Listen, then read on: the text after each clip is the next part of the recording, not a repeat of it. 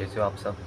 मैंने 4 घंटे तो पढ़ाई कर ली है। आज मैंने क्या 11 बजे 12 बजे के आसपास वीडियो बना रहा हूँ। टाइम ही नहीं मिला, लगा रहा है तो उस वजह से टाइम नहीं मिला मेरे को। खैर कोई ना। तो मैंने 4 घंटे तो पढ़ाई कर ली है और अब इसके बाद मैं टेस्ट देने वाला हूँ। खुद का एक पर्सनल लेता हूँ रोज़। तो उसमें देखना चाहता हूँ कितने नंबर आ रहे हैं मेरे साइंस में। तो उस हिसाब से मैं, अगर मुझे कुछ याद नहीं होता तो मैं उसके अंदर देख के कर लेता हूँ। तो उसे क्या, देखने को लिखने को एक प्रैक्टिस भी बन जाती है और काम भी हो जाता है, दोनों वो करता हूँ मैं। और देखता हूँ कि कितने नंबर आ रहे हैं। और ओनली उसके अंदर एग्ज़ाम टाइम 3 घंटे होते हैं। तो दोस्तों 12:15 बज चुके हैं और मैंने एक साइंस का टेस्ट दिया है। उस टेस्ट को देने में मुझे 2.5 घंटे लग गए। खुद कंफ्यूज हूँ भाई।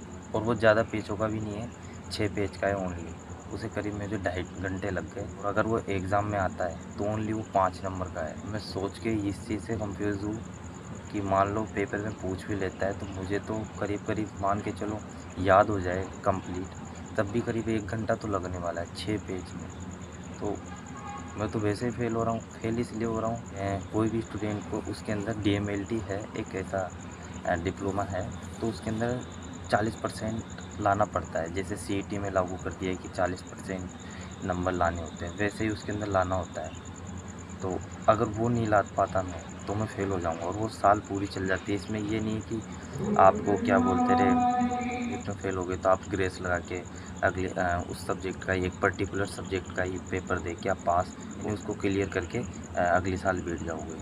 वैसा सीन नहीं है उसके अंदर। अगर एक सब्जेक्ट ही फ़ेल है तो उसे डायरेक्ट ही फ़ेल करेंगे।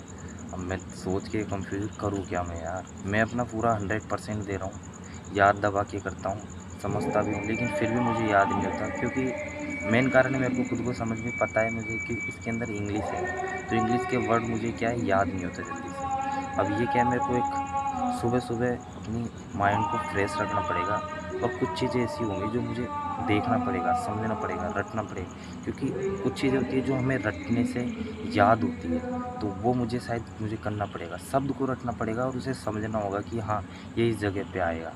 तो मिलते हैं फिर नेक्स्ट वीडियो में। हँसते रहें, मुस्कुराते रहें।